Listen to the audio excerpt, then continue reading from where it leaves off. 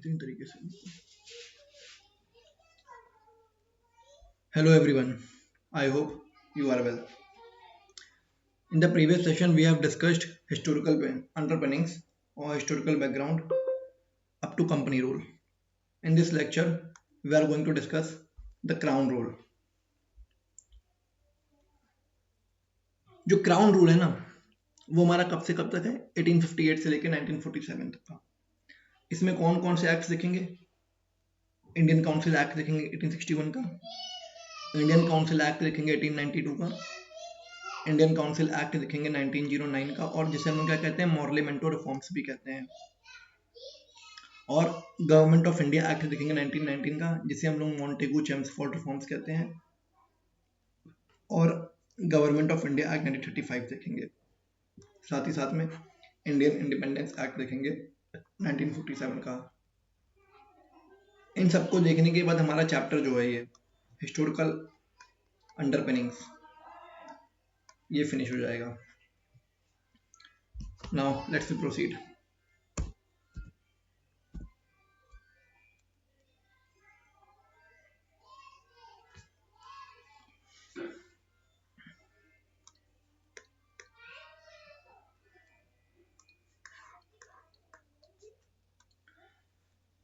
Indian council act, ये जो Indian council act है ना,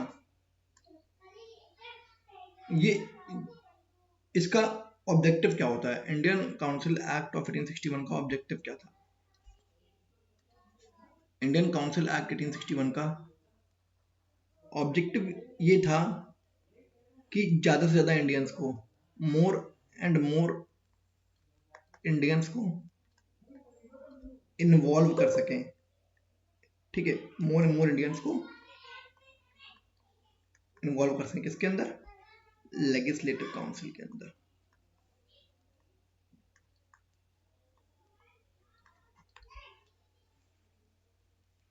जिससे क्या है, ये जो रिवॉल्ट हुआ है ना 1857 का, ये दोबारा ना हो। ठीक है, तो इस एक्ट के फीचर्स देख लेते हैं। इस एक्ट के अंदर से इंपॉर्टेंट बात क्या हुई कि जो लेजिस्लेटिव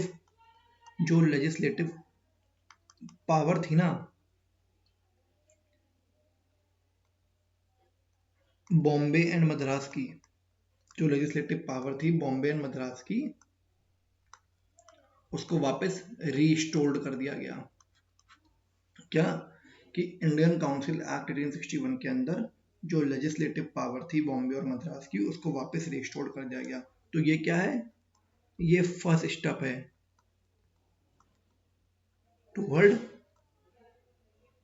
डिसेंट्रलाइजेशन। डिसेंट्रलाइजेशन की तरफ पहला स्टेप इस एक्ट में आता है 1861 में। इससे पहले क्या था? ईस्ट इंडिया कंपनी जो थी, वो जो बेसिकली ब्रिटिश गवर्नमेंट थी, वो क्या कर रही थी? सेंट्रलाइज कर रही थी पावर को। बट यहाँ पे क्या हो रहा है? यहाँ पे पावर को डिसेंट्रलाइज करना शुरू कर रही है। ठीक है, और क्या होता है यहाँ पे इस एक्ट के अंदर? जो पोर्टफोलियो सिस्टम है वो इंट्रोड्यूस किया जाता है। जैसे प्रेजेंट डे में होता है कि अलग अलग मिनिस्ट्रीज बांटी जाती हैं अलग अलग मिनिस्टर्स को, उसके अकॉर्डिंग ही पोर्टफोलियो सिस्टम इंट्रोड्यूस किया जाता है इंडियन काउंसिल एक्ट 1861 के अंदर। और क्या करा गया इसके अंदर? जो गवर्नर जनरल थे ना, जो गवर्नर जनरल की काउंसिल को इनलार्ज कर दिया गया, बढ़ा दिया गया। कितना कर दिया गया? 6 से 12 मेंबर, 6 से 12 एडिशनल मेंबर्स आएंगे। ठीक, तो क्या करा इन्होंने रिप्रेजेंटेशन देना शुरू कर दिया इंडियंस को। ठीक है, और देखिए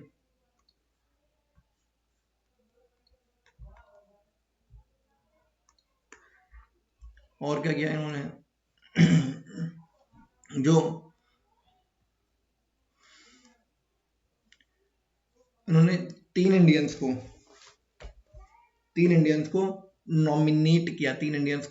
नॉमिनेट किया। ठीक है, वाइसरॉय की लेजिस्लेटिव काउंसिल के अंदर। कौन कौन थे वो? एक थे राजा ऑफ बनारस, एक थे महाराजा ऑफ पटियाला, तीसरे थे सर दिनकर राव, सर दिनकर राव।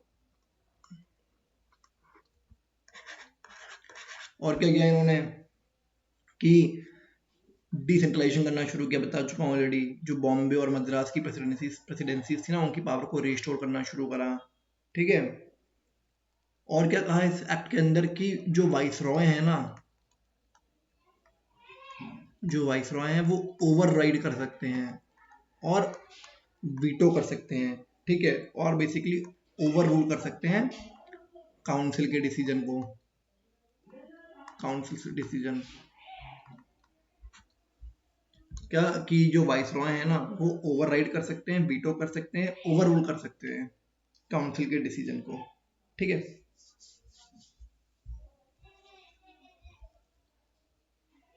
और क्या है कि जो सेक्रेटरी ऑफ स्टेट है ना, एसओएस, सेक्रेटरी ऑफ स्टेट, वो क्या कर सकता है, वो ओवरराइड कर सकता है कोई भी एक्ट को, एनी एक्ट को which is passed by governor council, which is passed by governor general council.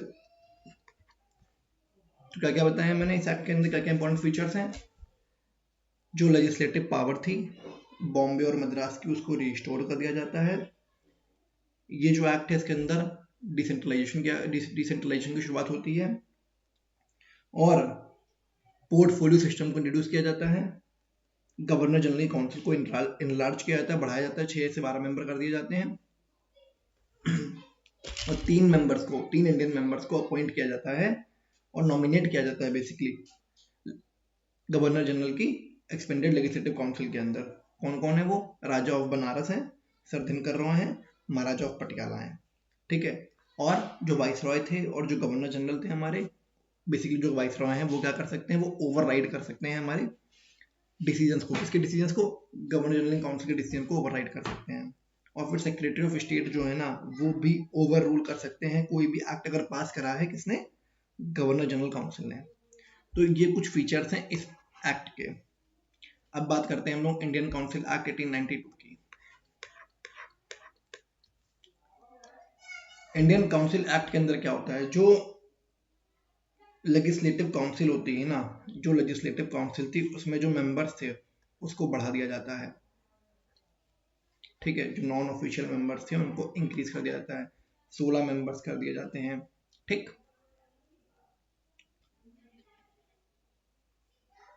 और क्या होता है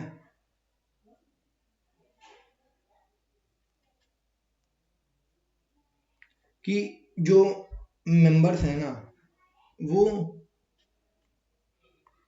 क्वेश्चंस पूछ सकते हैं बट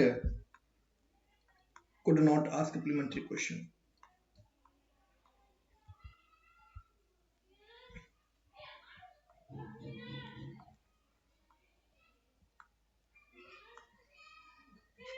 क्या कि इंडियन काउंसिल एक्ट के अंदर जो हमारे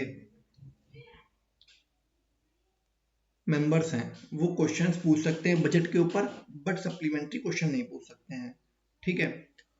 और जो पावर्स हैं, लेजिस्लेटिव काउंसिल्स के जो फंक्शंस हैं उनको बढ़ा दिया जाता है इसके अंदर, ठीक है। और क्या कहा गया, उनको पावर दी गई कि वो डिस्कस कर सकते हैं बजट पे, ठीक है, बट कोई भी सप्लीमेंट्री क्वेश्चन नहीं पूछ सकते हैं, ठीक है। इसके अलावा क्या है कि ये एक्ट जो ये ग्रांट करता है कि डिस्ट्रिक्ट बोर्ड्स, यूनिवर्सिटीज जो हैं, म्यूनिसिपैलिटीज जो हैं, चैम्बर ऑफ कॉमर्स, जमींदार्स, ठीक है, वहां से क्या करेंगे, वहां से मेंबर्स रिकमेंड करे जाएंगे प्रोविंशियल काउंसिल के अंदर। जो प्रोविंशियल काउंसिल है ना हमारी, उसके अंदर मेंबर्स कहाँ से आएंगे? डिस्ट्रिक्ट बोर्ड से, यूनिवर्सिटीज से, म्यूनिसिपैलिटीज से, चैम्बर ऑफ कॉमर्स से एंड जमींदार्स। वो क्या करेंगे, वो रिकमेंड करेंगे, ठीक है, कि कौन कौन से मेंबर्स चाहेंगे प्रोविंशियल काउंसिल के अंदर, ठीक। तो ये कुछ फीचर्स थे इस एक्ट के। अब बात करते हैं हम लोग इंडियन काउंसिल एक्ट 1909 की, जिसे हम लोग क्या कहते हैं, मॉर्ले मेंटो रिफॉर्म्स भी कहते हैं, ठीक है। इंडियन काउंसिल एक्ट 1909 को क्या कहते हैं? मॉर्ले-मेंटो रिफॉर्म्स भी कहते हैं। लॉर्ड मॉर्ले जो थे वो उस समय के सेक्रेटरी ऑफ स्टेट थे, लॉर्ड मिंटो जो थे वो उस समय के वॉइसरॉय थे इंडिया। तो उन दोनों के नाम पे पड़ा है मॉर्ले मेंटो रिफॉर्म्स। मॉर्ले कौन थे? Secretary of state.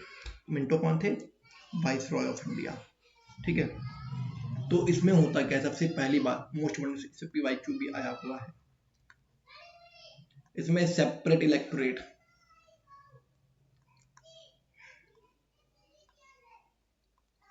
For Muslims को इंट्रोड्यूस किया जाता है। ठीक, फिर क्या है? जो सेंट्रल लेजिस्लेटिव काउंसिल है उसको एक्सपेंड कर दिया जाता है। सेंट्रल लेजिस्लेटिव काउंसिल को भी एक्सपेंड किया जाता है। कितना कर दिया जाता है? 60 मेंबर्स कर दिए जाते हैं। फिर क्या है? पहला इंडियन, फर्स्ट इंडियन मेंबर जो कि एंटर करता है कहां पे? इनटू एग्जीक्यूटिव काउंसिल में। एग्जीक्यूटिव काउंसिल में कौन है वो? सत्येंद्रनाथ सिन्हा। सत्येंद्रनाथ। एक थी लेजिस्लेटिव काउंसिल, एक थी एग्जीक्यूटिव काउंसिल। एग्जीक्यूटिव काउंसिल के अंदर क्या थे? एग्जीक्यूटिव काउंसिल के अंदर पहले इंडियन मेंबर एंटर करते हैं जिनका नाम है सत्येंद्रनाथ सिन्हा। ठीक है, तो मैं आपको ऑलरेडी बता चुका हूँ ये कि जो सेंट्रल लेजिस्लेटिव काउंसिल थी उनकी ऑफिशियल मेजोरिटी को रिटेन रखा गया। ठीक है, जो लेजिस्लेटिव काउंसिल के फंक्शंस थे उनको डेलिबरेटली जानबूझ के इनलार्ज करा गया बोथ लेवल्स पे। ठीक है, मेंबर्स को अलाउ करा गया कि वो सप्लीमेंट्री क्वेश्चंस भी पूछ सकते हैं। ठीक, और क्या बताया कि जो मेंबर्स हैं ना वो डिस्कस कर सकते हैं बजट को and also ask supplementary questions भी पूछ सकते हैं और डिस्कस कर सकते हैं कोई मैटर। डिस्कस कर सकते हैं मैटर ऑफ पब्लिक इंटरेस्ट। अगर कोई मैटर पब्लिक इंटरेस्ट का है तो उसको भी ये लोग डिस्कस कर सकते हैं।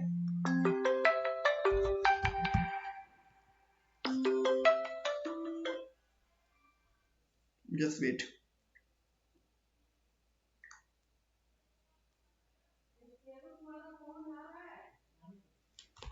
हाँ, तो क्या कर सकते हैं? डिस्कस कर सकते हैं पब्लिक इंटरेस्ट के मैटर को। और क्या कर सकते हैं? एक इंपॉर्टेंट चीज क्या है? ये लोग कोई भी डिस्कशन नहीं कर सकते हैं किस चीज के ऊपर? फॉरेन पॉलिसी के ऊपर। No discussion on foreign policy. Foreign policy पर कोई भी डिस्कशन नहीं कर सकते हैं। और रिलेशन अगर प्रिंसली स्टेट के साथ में कैसे हैं? और रिलेशन विद प्रिंसली स्टेट्स। तो हमने क्या क्या फीचर्स बताए? फिर से रिपीट कर रहा हूं कि जो कम्युनल इलेक्टोरेट सिस्टम था उसको इंट्रोड्यूस करा गया मुस्लिम्स के लिए। सेंट्रल लेजिस्लेटिव काउंसिल को एक्सपेंड कर दिया गया। जो पहले इंडियन मेंबर जो थे ना वो एंटर करे हमारे एग्जीक्यूटिव काउंसिल के अंदर। एग्जीक्यूटिव काउंसिल के अंदर पहले इंडियन मेंबर को एंट्री मिलती है जिनका नाम है कौन? सत्येंद्रनाथ सिन्हा। ये लोग क्या है? बजट पे डिस्कस कर सकते हैं, सप्लीमेंट्री क्वेश्चन भी पूछ सकते हैं। अगर कोई मैटर पब्लिक इंटरेस्ट का है तो उसको भी डिस्कस कर सकते हैं। फॉरेन पॉलिसी पे कोई डिस्कशन नहीं कर सकते हैं। और जो रिलेशंस कंपनी के हैं या गवर्नमेंट के जो रिलेशन है प्रिंसली स्टेट के साथ में उस पर कोई भी डिस्कशन नहीं कर सकते हैं ये लोग। ठीक है, तो ये कुछ फीचर्स हैं इंपॉर्टेंट हमारे मॉर्ले मेंटो रिफॉर्म्स के जो आपको पता होने चाहिए। ये देखिए मैं ऑलरेडी बता चुका हूँ आपको। आप जस्ट बुक को एक बार फिर से रीड कर लीजिएगा। कुछ एडिशनल पॉइंट्स नहीं मिलेंगे आपको, यही सब मिलेंगे जो बता रहा हूँ मैं आपको।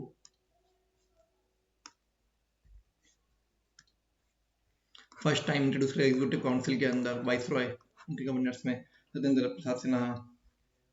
कम्युनल रिप्रेजेंटेशन आया मुस्लिम्स के लिए। ठीक है, अब बात करते हैं हम लोग गवर्नमेंट ऑफ इंडिया एक्ट 1919 है क्या ये? इसे हम लोग क्या कहते हैं? इसे हम लोग मॉन्टेगू चेम्सफोर्ड रिफॉर्म्स भी कहते हैं। मॉन्टेगू चेम्सफोर्ड रिफॉर्म्स है क्या एक्चुअल में? ये जो 1919 का एक्ट है ना, उसे क्या कहते हैं? मॉन्टेगू चेम्सफोर्ड रिफॉर्म्स कहते हैं। उस समय पे जो मॉन्टेगू थे वो कौन थे? Secretary of state, SOS. जो चेम्सफोर्ड थे वो कौन थे? Vice Roy of India, VOI, vice Roy of India. इस एक्ट में है क्या? इस एक्ट में क्या होता है कि बाई कैमरल लेजिस्लेचर को इंट्रोड्यूस करा जाता है। कि मतलब क्या है? दो हाउसेस होंगे अब, ठीक है? बाई कैमरल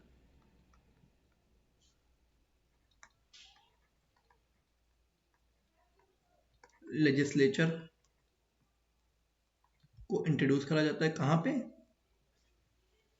सेंट्रल लेवल पे, प्रोविंशियल लेवल पे नहीं, सेंट्रल लेवल पे बाई कैमरल लेजिस्लेचर को इंट्रोड्यूस करा जा रहा है कि अब दो हाउसेस होंगे, ठीक है?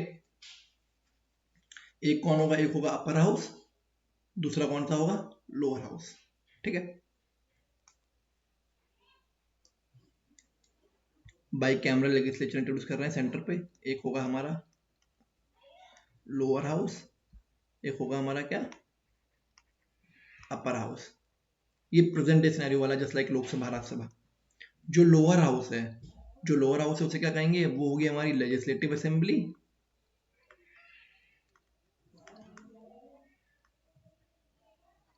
और जो अपर हाउस है वो क्या है हमारा? Council of state. Just like lower house क्या है प्रेजेंट डे में? लोकसभा। अपर हाउस क्या है?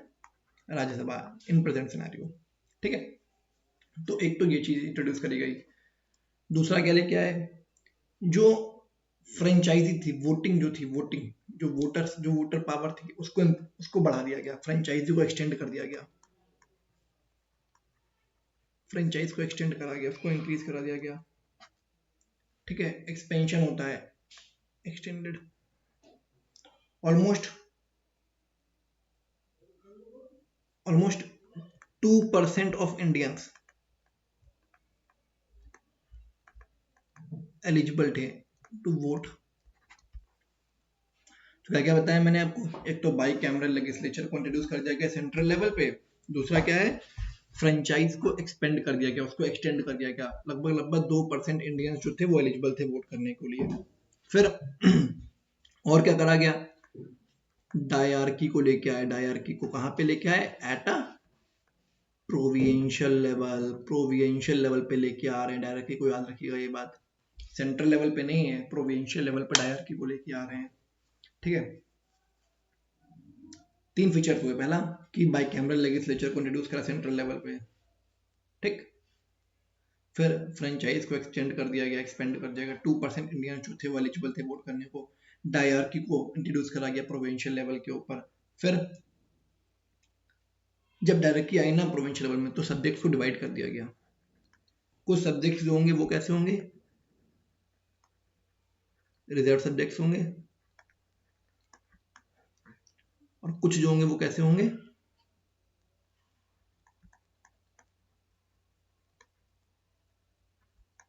ट्रांसफर्ड सब्जेक्ट्स होंगे। जो रिजर्व सब्जेक्ट्स हैं वो किसके लिए हैं? क्राउन के लिए, ब्रिटिश गवर्नमेंट के लिए। लाइक डिफेंस हो गया, पुलिस हो गया। ट्रांसफर्ड सब्जेक्ट्स किन के लिए हैं? इंडियन मेंबर्स के लिए कह लीजिए, जैसे कि हेल्थ हो गया, एजुकेशन हो गया, एटसेट्रा, ठीक है? फिर क्या है? लेजिस्लेटिव जो है वो क्वेश्चंस पूछ सकते हैं और सप्लीमेंट्री क्वेश्चंस भी पूछ सकते हैं। किससे? एग्जीक्यूटिव से। Legislative can ask questions and also ask and also frame और आस्क सप्लीमेंट्री क्वेश्चंस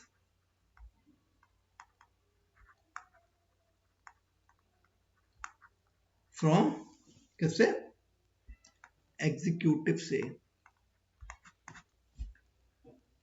ठीक है, तो क्या क्या बताया मैंने, कौन कौन से फीचर्स बताए आपको। एक तो बाई कैमरा लेजिस्लेशन इंट्रोड्यूस करा गया सेंट्रल लेवल पे, दो हाउसेस होंगे, lower house upper house. Lower house क्या कहेंगे लेजिस्लेटिव असेंबली, अपर हाउस क्या कहेंगे काउंसिल ऑफ स्टेट। फ्रेंचाइज को एक्सटेंड कर दिया गया। ठीक है, डायरार्की को लेके आए प्रोविंशियल लेवल पे। उसमें क्या है, कुछ सब्जेक्ट्स होंगे रिजर्व होंगे, कुछ होंगे ट्रांसपोर्ट सब्जेक्ट होंगे। रिजर्व किसके लिए, क्राउन के लिए, ब्रिटिश गवर्नमेंट के लिए। ट्रांसपोर्ट किसके लिए, जो इंडियन मेंबर्स वगैरह उनके लिए। रिजर्व सब्जेक्ट कौन कौन से, ऐसे कि डिफेंस हो गया, पुलिस वगैरह हो गया, ठीक है, कम्युनिकेशन हो गया। ट्रांसपोर्ट सब्जेक्ट कौन कौन से, हेल्थ हो गया, एजुकेशन हो गया। इस टाइप के सब्जेक्ट्स किसके लिए हैं, इंडियन मेंबर्स के लिए। जिनमें फंड की रिक्वायरमेंट होती है वो ट्रांसपोर्ट सब्जेक्ट्स को बना दिया। पैसा होगा नहीं तो कहाँ से काम करेंगे ये लोग।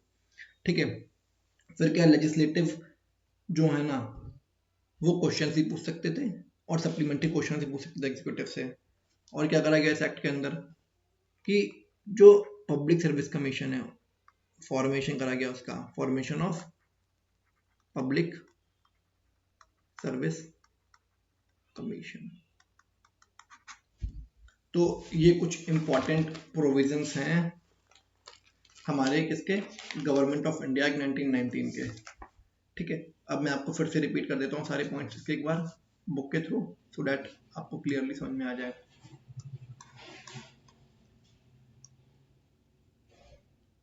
ये देखिए, सब्जेक्ट्स को क्लासिफाई करा गया, क्लासिफिकेशन किया गया सब्जेक्ट्स का। ठीक है, central subjects and provincial subjects. ठीक है,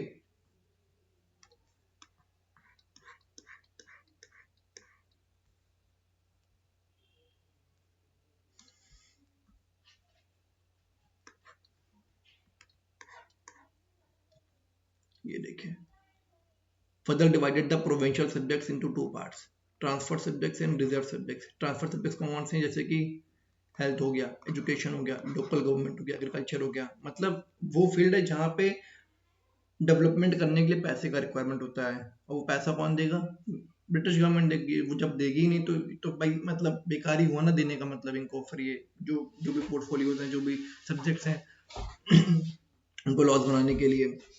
ठीक है, रिजर्व सब्जेक्ट कौन कौन से, जैसे कि लैंड हो गया, रेवेन्यू हो गया, फाइनेंस हो गया, प्रिजन हो गया, जस्टिस हो गया, पुलिस हो गया।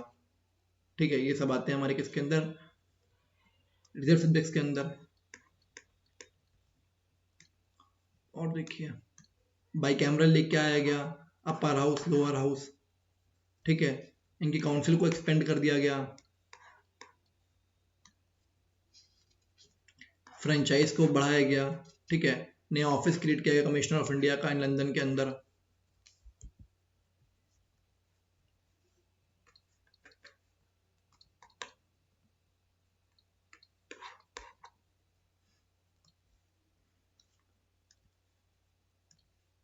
Establishment of public service commission का।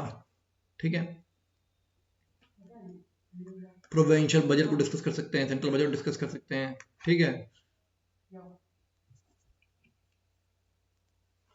और इस के अंदर ये भी कहा गया कि जो प्रोविंशियल लेजिस्लेचर्स हैं ना, वो अपना खुद का बजट भी फ्रेम कर सकते हैं, बजट अपना खुद का इनैक्ट कर सकते हैं। ये इंपॉर्टेंट पॉइंट याद रखिएगा।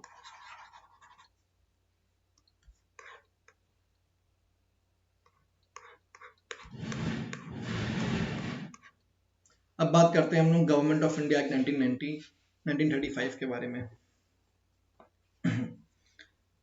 जो गवर्नमेंट ऑफ इंडिया 1935 है ना, मैं आपको उसके पॉइंट्स को बताता हूँ, काफी इंपॉर्टेंट पॉइंट, काफी इंपॉर्टेंट है ये गवर्नमेंट ऑफ इंडिया 1935, बताता हूँ। इसने क्या कहा, गवर्नमेंट ऑफ इंडिया एक्ट 1935 ने क्या कहा, इसने ये कहा कि इसने एक फेडरल गवर्नमेंट बनाने की बात की। It provided for the federal government, कि एक फेडरल गवर्नमेंट होनी चाहिए। वर्ड मेंशन है प्रोवाइडेड, प्रोवाइडेड बनी नहीं, कहा था बनाने का। ठीक है, फिर क्या कहा इसने कि पावर का डिवीजन हो, डिवीजन ऑफ पावर हो।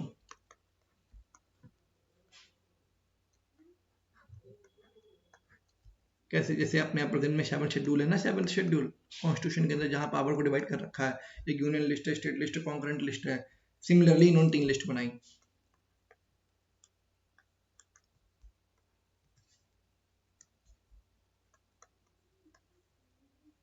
फेडरल लिस्ट,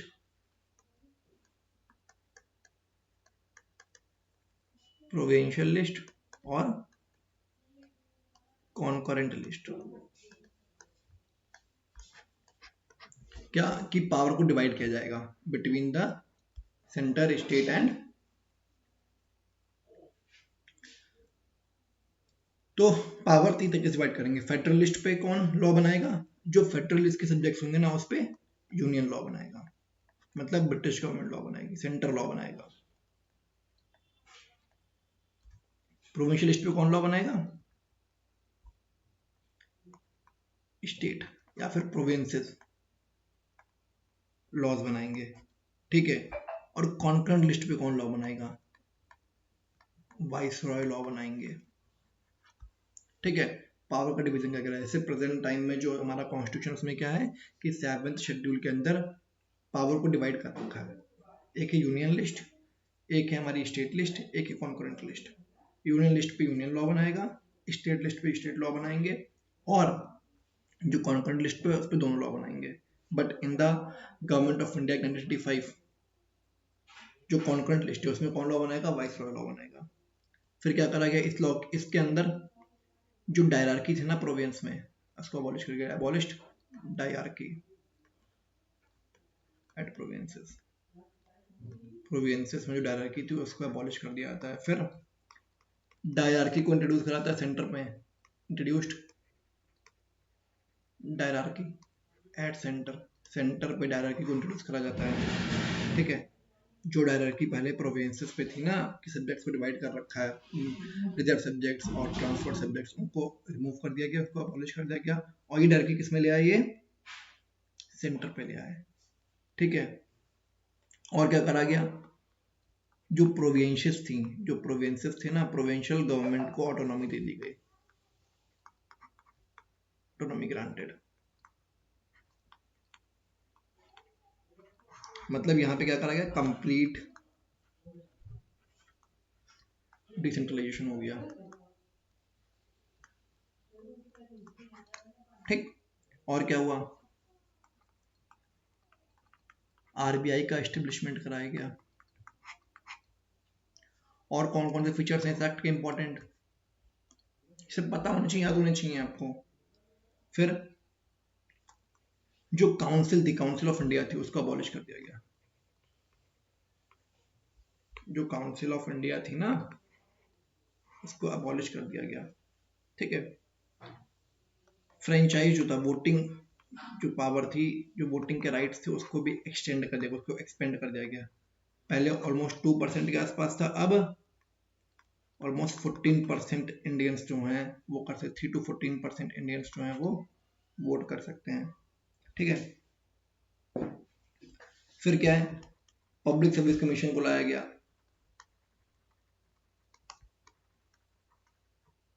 उसमें भी डिवाइडेशन हुआ कि एक जो होगा फेडरल पब्लिक सर्विस कमीशन होगा, एक प्रोविंशियल पब्लिक सर्विस कमीशन होगा, और एक जॉइंट पब्लिक सर्विस कमीशन होगा। फेडरल क्या है? जो सेंटर के एग्जाम्स होंगे वो कंडक्ट कराएगा, प्रोविंशियल जो स्टेट लेवल के एग्जाम्स होंगे वो ये कंडक्ट करेगा, जॉइंट अगर कोई 2 स्टेट्स मिलकर एग्जाम कंडक्ट कराना चाहते हैं तो वो joint public service commission conduct कराएगा एग्जाम्स को, ठीक है।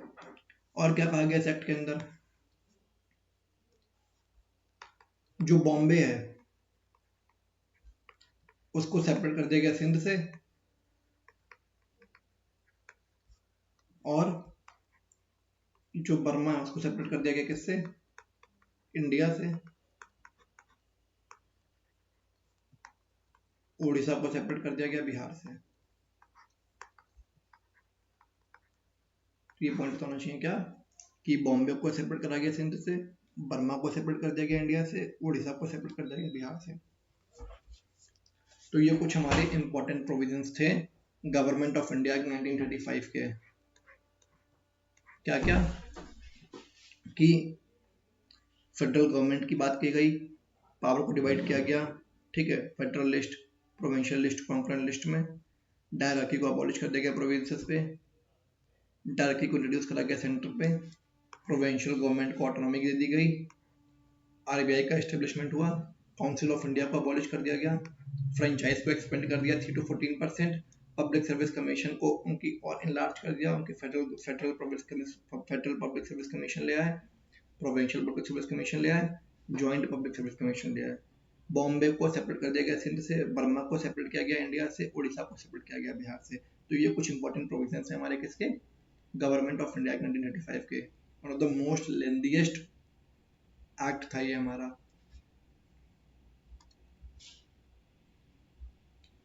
अब बात करते हैं हम लोग किसकी, अब बात करेंगे इंडियन इंडिपेंडेंस एक्ट के बारे में। लास्ट पार्ट है हमारे चैप्टर का, इंडियन इंडिपेंडेंस एक्ट 1947 है क्या एक्चुअल में Indian independence act. Indian independence act 1947 के अंदर ब्रिटिश रूल का एंड कर दिया जाता है, एंड ऑफ ब्रिटिश रूल। यहाँ पे ब्रिटिश रूल खत्म हो जाता है, टू नेशंस निकल के आते हैं, टू नेशन थियोरी को एक्सेप्ट कर लिया जाता है, एक्सेप्टेड। एक बनता है इंडिया, एक बनता है पाकिस्तान। क्या कहा जाता है कि अब कोई भी मजिस्ट्री गवर्नमेंट नहीं होगी, नो हिज और हर मजिस्ट्री गवर्नमेंट। अब कोई भी जो क्राउन रूल है वो कुछ नहीं रहेगा, कोई भी वाइस रॉय वगैरह नहीं होंगे, ना कोई गवर्नर जनरल होगा, ठीक। तो ये सब इस एक्ट के अंदर कहा जाता है, इंडियन इंडिपेंडेंस एक्ट के अंदर। मतलब इंडिया जो है वो अब सॉवरेन है, वो अपने डिसीजन ले सकता है, अपने एक्सटर्नल अफेयर्स को फॉलो, अपने एक्सटर्नल अफेयर्स के ऊपर डिसीजन ले सकता है, इंटरनल अफेयर्स से भी डिसीजन ले सकता है। तो इंडियन इंडिपेंडेंस एक्ट के अंदर ये कहा गया कि ब्रिटिश रूल का एंड कर दिया गया, दो नेशंस की थ्योरी को एक्सेप्ट कर लिया गया, इंडिया पाकिस्तान बनेगा, कोई भी मजिस्ट्री गवर्नमेंट नहीं होगी, कोई वाइस रॉय नहीं, कोई गवर्नर जनरल नहीं। तो यहाँ पे हम लोगों का ये चैप्टर जो है फिनिश होता है। अब नेक्स्ट चैप्टर बात करेंगे हम लोग प्रीएम्बल के बारे में, ठीक है। Thank you everyone, please like share and subscribe my channel.